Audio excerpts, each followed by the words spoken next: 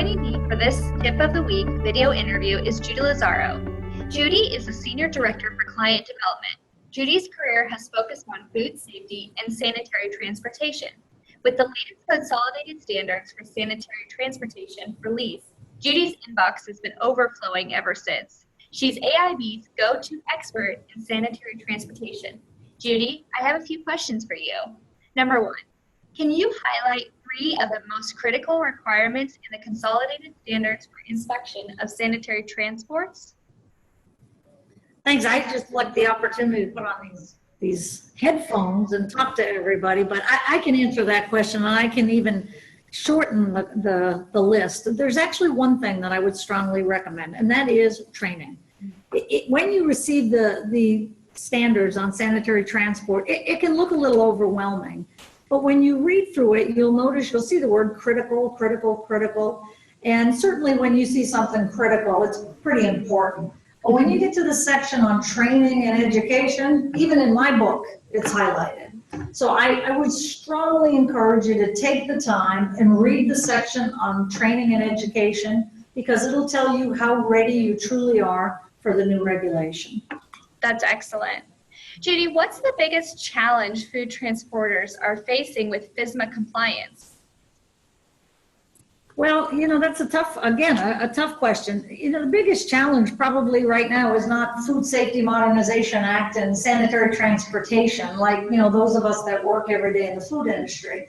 For them, it's probably, the shortage of truck drivers, the price of gas, electronic log books, et cetera, et cetera. So I think one of the hard things to get that industry, truly the transportation industry, to understand is that the new rule is not designed to make more work for them. Because the truth is, they're already doing the work. What it's intended to do is to kind of simplify their life, and it works smart and not quite so hard. So really and truly, that is the intent of the new rule. It's not to make things more complicated. It's really meant to simplify. I love that, simplify. I've never considered reviewing inspection standards for the best practices in bulk sanitary transportation. Do you have a recommendation?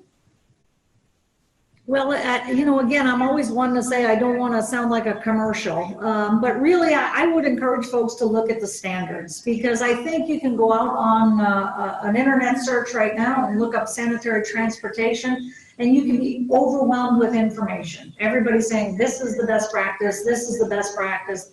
I think what's unique about the AIB consolidated standard is truly that they're consolidated. It's a look at the industry best practice, best regulations, and we consolidate them into a small booklet. Now, I will tell you, when you receive it, and I'm going to flip through it, it's a little overwhelming. It looks like a tremendous amount of work and a lot of reading. But I think when you go through it, go through it with a highlighter pen and highlight what you don't have or don't know. And I think you'll be shocked that you already have most everything. It's really just a question of putting it in some type of order. That's excellent.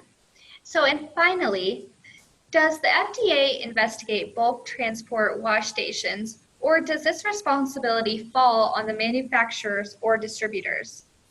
Yeah, again, if we all knew where FDA was going to be tomorrow, I think we'd all be more relaxed if we knew they were coming to my plant or to my wash station.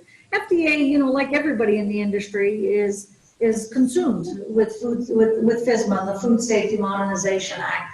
But, they have their hands full. They have a tremendous amount of investigations that need to take place with the limited resources. So they're focusing on the high-risk facilities. The likelihood that a wash station is going to show up as high risk is pretty slim.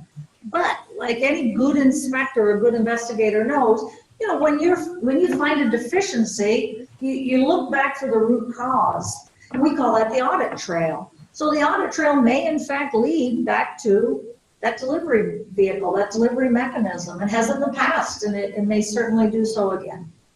Thank you. Thank you, Judy, for all your expertise. And thank you for joining us for this week's video interview. Stay tuned for next week's segment.